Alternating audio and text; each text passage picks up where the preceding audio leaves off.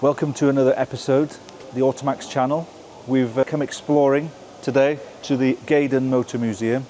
Today we're going to talk mainly about metros, but not just your 93 horsepower 1.3 HLS metros. No, we've got some more important metros that are more in keeping with our channel.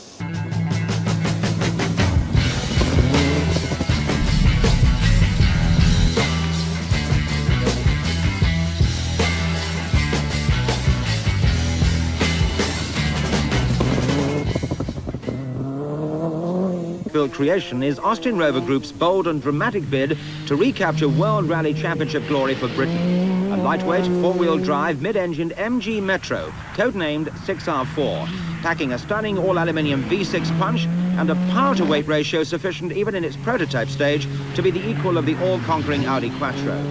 It's the ultimate performance development of Britain's best-selling small car. Designed from the outset, in conjunction with the Williams Formula One Grand Prix team, to be ultra-competitive in international rallies, and driven by Britain's fastest rally driver, Tony Pond. Announced yesterday, its 1984 programme will be one of testing and development, in preparation for a World Championship debut in 19...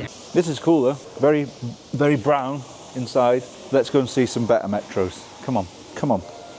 Have a look at these. Right, you've seen the old Metro. Now let's go and see chassis 001. Chassis 001 6R4. This is basically the mule for the 6R4. This is what they built first. As you can see, it's not as leery as the original the later 6R4, which we'll see later on. This one, completely different front bumper, different wheels, hasn't got the big spoiler on it.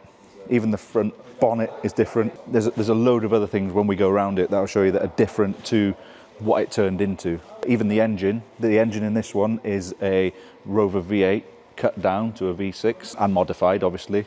I think it came out at about 250 horsepower, something like that. Then later, while they were developing this, TWR, or Williams, I think it was Williams at the time, were developing the cut down XJ220 engine, which then went into the International and the Clubman 6R4s, which again we'll see later on. They were 410, something like that horsepower. Full International. But this is where it all started, A656 NJO. This made its debut.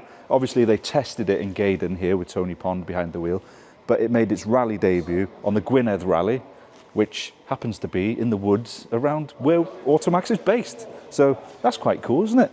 We'll put some footage of it rallying. They did do it in computer vision colours after, this is the original prototype colours, but then to rally it, they put it in computer vision colours, and then I think it went back then to look like this. Either Gaydon restored it, or they just put different panels back on it, or just repainted it. I'm not entirely sure, but let's have a little look around. There's something behind it which is quite cool as well, which is a rear-engined Metro. I'll explain what that is in a minute. There's so many things in here that we can talk about, but I'm going to try and focus on the rally cars that are in here for our channel. If there's anything else slightly interesting that might flip over to the rally side, I might show you that as well. But yeah, 6R4 prototype 001. I've always wanted to see this car. I've never actually seen it up close. I've seen loads of footage of it. You can see how crude it all is. It's all just riveted together. But that's what I like about it. I like a prototype. They've literally just thrown it together and said, oh, let's try that, and just look at that. I take it that's the fuel cap. That looks like the oil cap of something else. Even in the back end here, if you can see in here, this is all piped out through the window there, the air intake. Well, on the later 6R4, all this was exposed and you could see the engine. We'll see that in a minute. This little spoiler and everything, all this is kind of reminiscent of the Metro it was based on, which we've seen earlier. What's that like? What's this like to work on then now? I suppose you just maintain it now, don't you? It's not...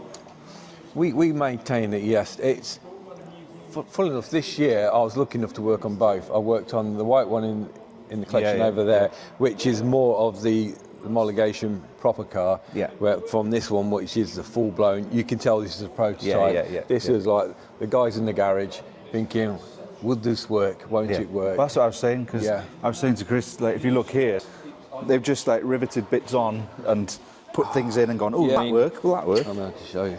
Because what are these wheels off? Because they're not, they went onto the Dymag magnesium wheel after, exactly. didn't I they? mean, everything. I mean, this one is, it's got a lot more Metro about it, you could say. Yeah. With the bonnets, this is That's a steel Metro bonnet, but they yeah. took out the strengtheners. That's why it's wobbly and stuff like that.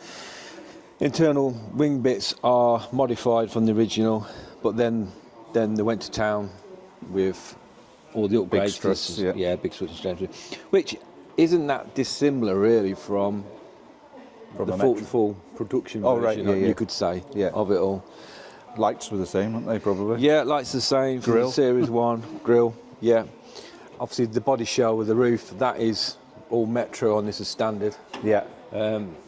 This is off the turbo, because it's got the extra vents on it. I mean, these little bulges in the bonnet here, I take it they put those in to clear the strut. They put them in, yeah, for this bonnet. Yeah. So they probably literally just would have mashed it, didn't they? Yeah, very much so.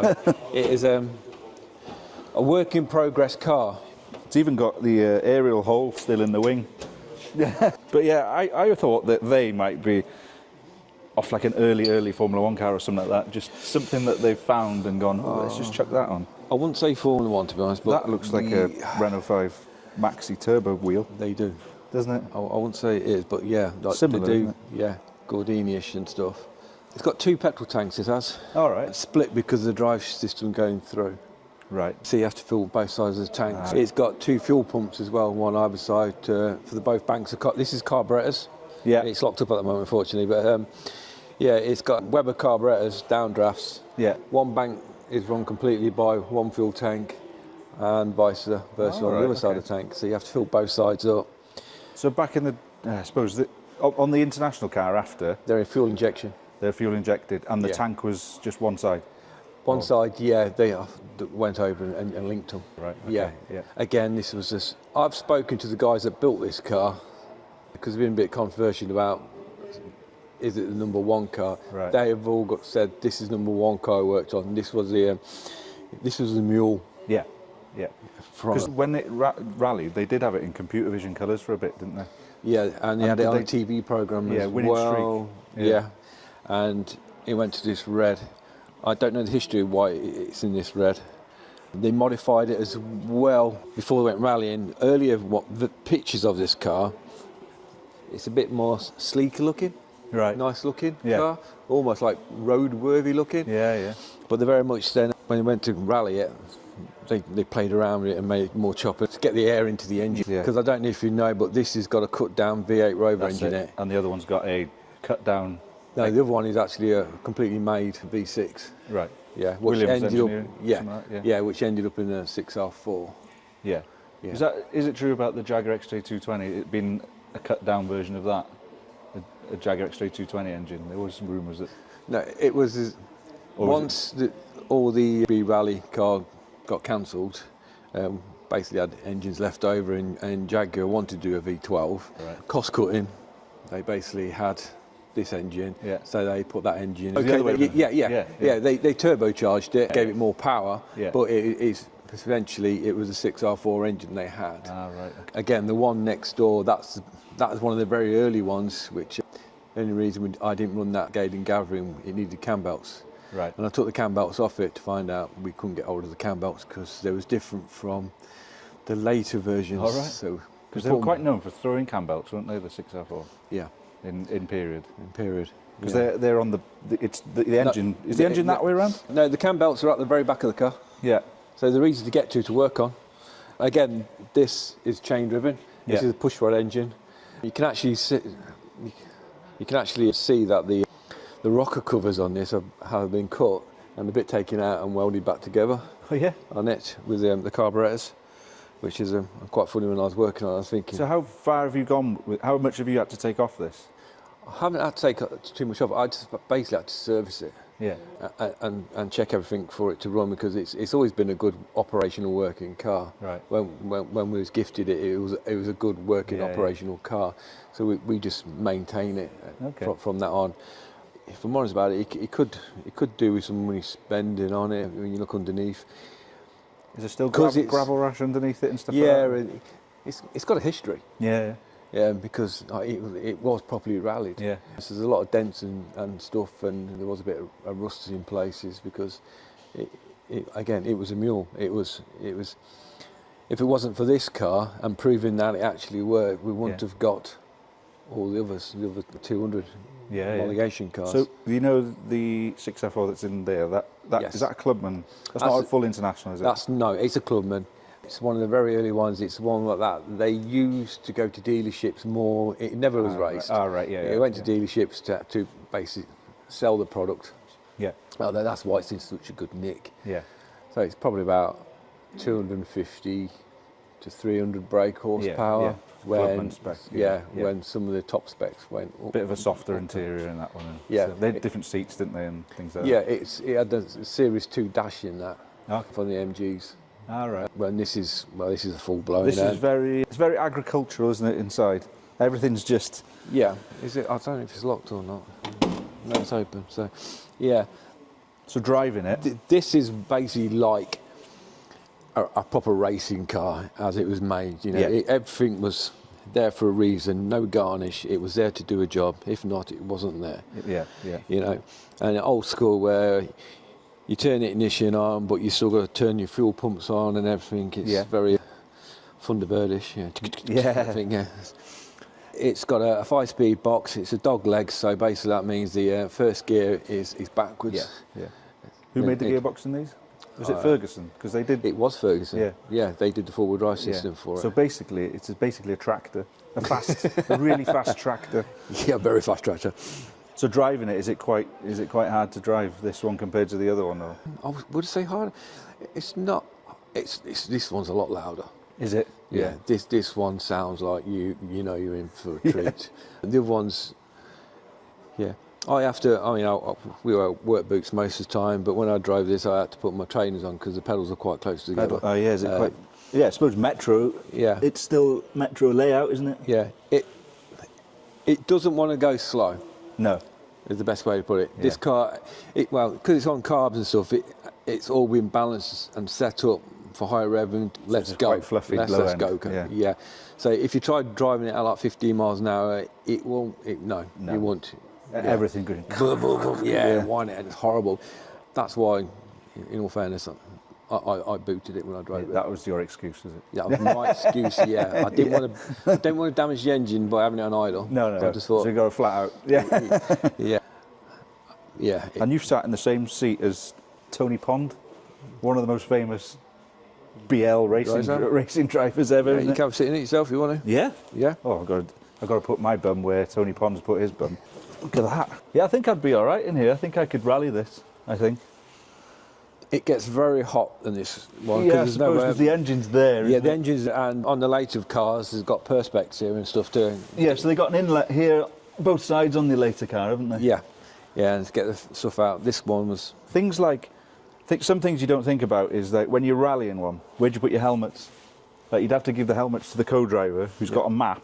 It's 2 helmets. You know, on the road sections, you're not allowed to wear. In all fairness, you have got the room behind you.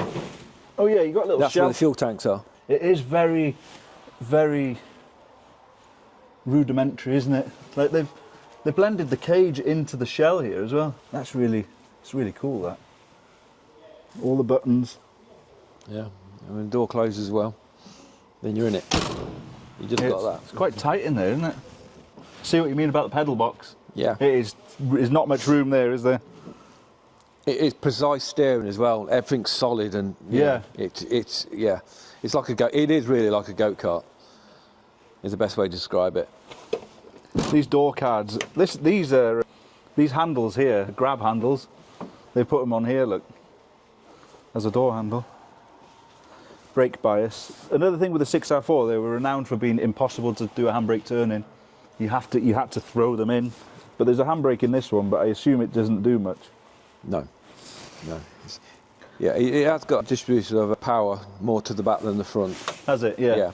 Look at the door card. Just literally wrapped some cloth around a piece of cardboard or something. But I like that. I like that it's just It's just for one purpose, isn't it? Yeah, and the hatch on this is a genuine Metro hatch. When obviously later on, a lot of things came fiberglass. Yeah. And one opposite with the big Yeah. But it looks spoiler. like these are Zeus clips, aren't they, to put something on? So they must have bolted things on to try stuff, didn't they? Yeah, probably. I'm only guessing. It Yeah. might have had a spoiler on it Yeah. at this size. To try different downforce things, and so my on this channel, my main thing is rallying. Like we just love rally stuff. Is there any rally related stuff that you quite like in here? Or is it got to be the 6R4s? It's got to be the 6R4. It was my generation. Yeah. I mean, I'm 52 now.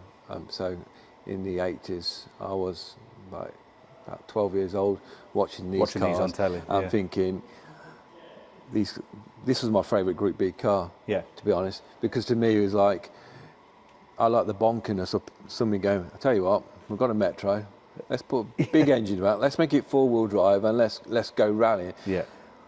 Them days are long gone, Yeah. and it's so sad because, the bonkiness of it all, it's, And this was bonkers, wasn't it? It And, was. Like everyone thought, what? Like why use a Metro? Yeah, exactly. They had bigger cars, the Maestro at the time and stuff like that. But they No, let's probably, get a off Metro. the back of it, they would have sold a lot of Metros probably. Yeah, well, funnily enough, when I turned 17, my first car was an MG Metro Turbo. It was because of, it looks identical to the Metro down there. Oh, you got one here of it, yeah. Oh no, that's got a straight 6 in it. Is it? It was prototype. But it looks like the MG Metro Turbo, but it's got an inline 6. So did you have a favourite? Because there was a Mark 1, wasn't there, with the inset headlights? Yeah, Did they do a turbo with that? And then, yes, they did. And then they did a later one, didn't they? I had the later version on an F plate. Quite a rare car now. Yeah, it was. Got rid So of it. out of everything in here, before we let you get back to the back to the tools, what is your favourite car in here? Have you got a favourite? I've got, it's funny enough, it's an old racing car, it's an ERA. ERA? Yeah, Okay. we put it up in the reception at the moment, funnily enough, this morning. Unfortunately, I'm too tall and I can't fit in it. Actually, they won't let you drive it. No, I mean, as a mechanic, that's a great thing about working here. We get to work on the cars and we are the selected few that get to drive them. Yeah. But my favourite car, I'm too tall for it. I just can't physically get in it. But Might have to do some but second, surgical experiments on you so you can get into it. I thought exactly the same. Then I'd have to say it is the 6R4 Metro. 6R4, yeah. Because again, it ticks every box in every way. It's it's a Hot Wheels car, isn't it? Yeah. For adults. And I've talked about this before on the channel. Is like, I'm talking about your job now. You've made your hobby into a job, in theory. So when you go to work every day and you get to work on things like this, This ain't work. it's not.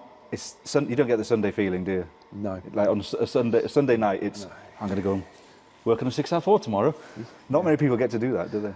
No. So you must be quite happy with that. Oh, it was yeah. When I was told I got the job here, like you just said, it was a dream job for me because, I am a big petrol head.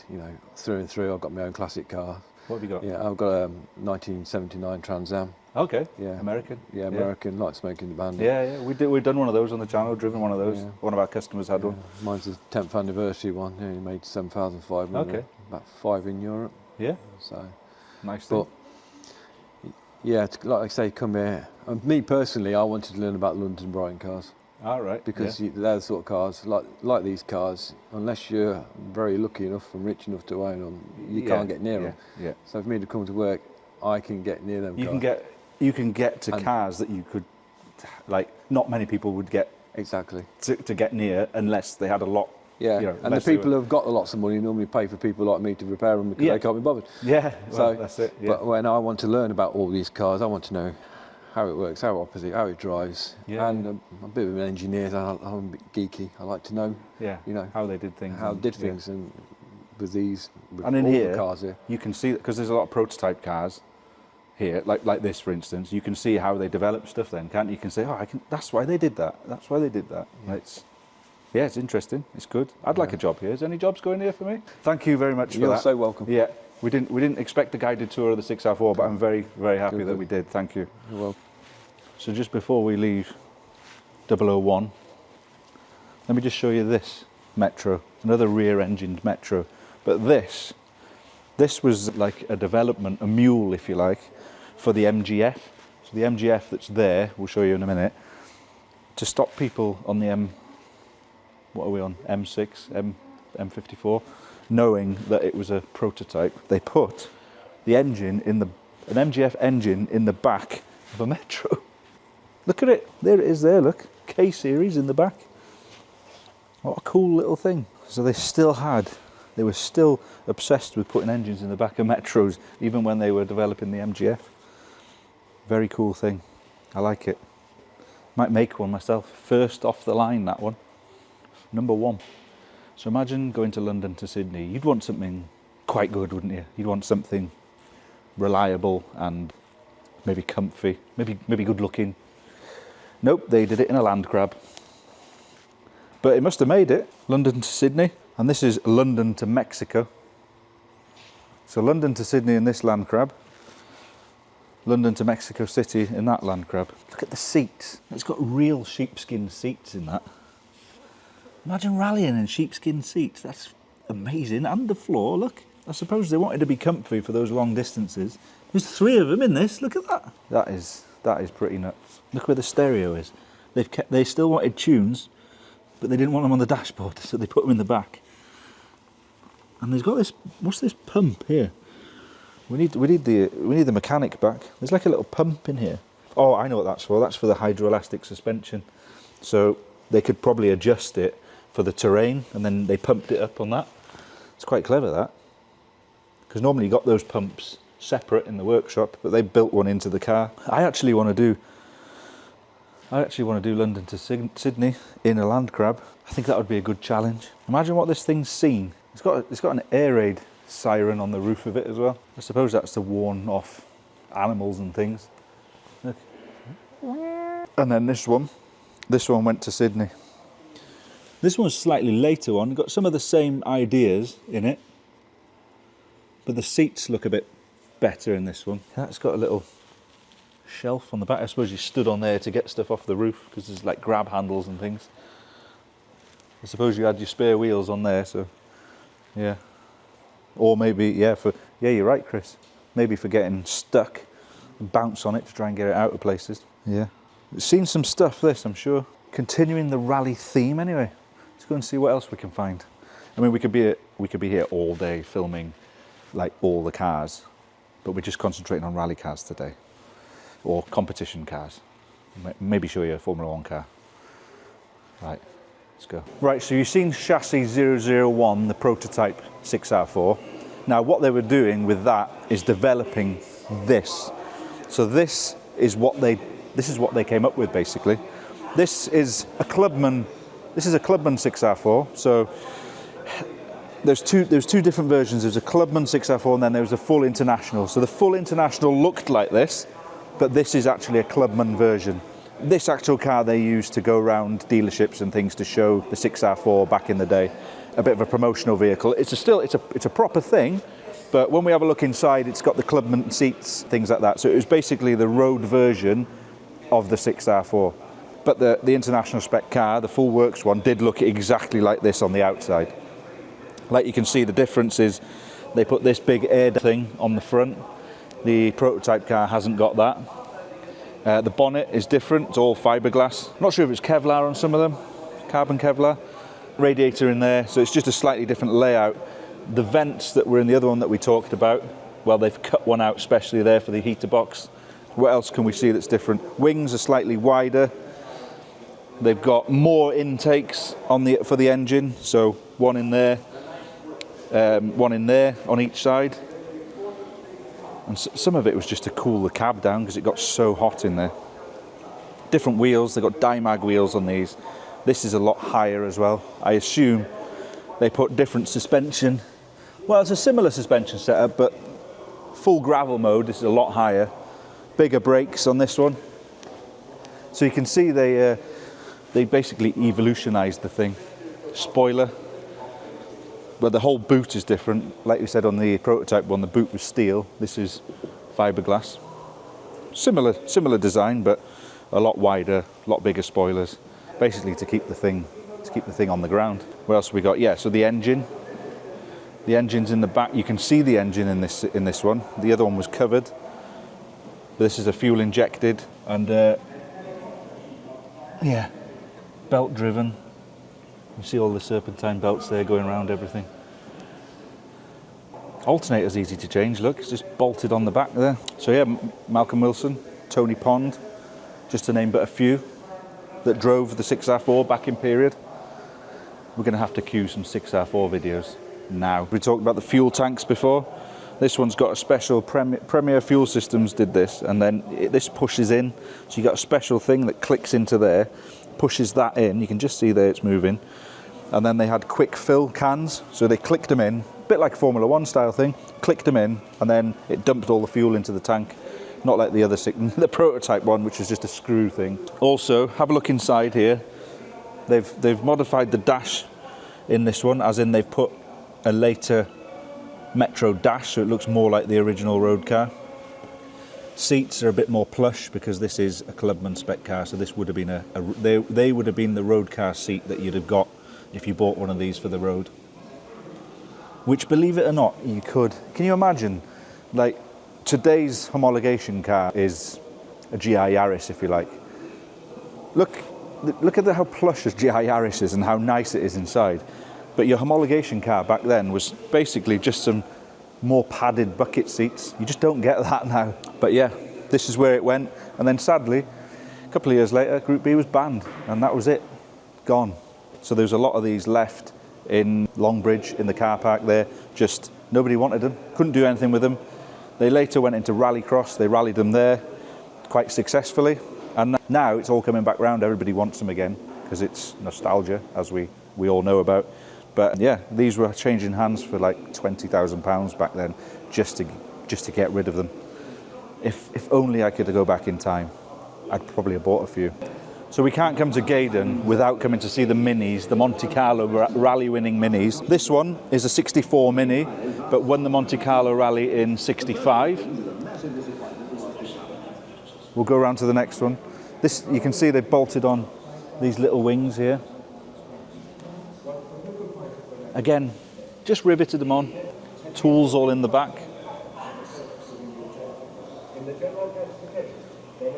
LBL 6D.